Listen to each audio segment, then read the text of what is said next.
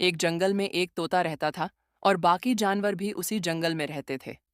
एक दिन जंगल में खाने को कुछ नहीं मिलता और सारे जानवर बहुत परेशान हो जाते हैं। तब तोता बहुत सारे आम के पेड़ लगाता है और रोज उन्हें पानी देता है। धीरे धीरे वो आम के पेड़ बड़े हो जाते हैं और उनमें ढेर सारे आम लग जाते हैं। तोता बहुत खुश होता है और जंगल के सभी जानवरों को बुलाता है। वह उन्हें आम तोड़ कर देता है।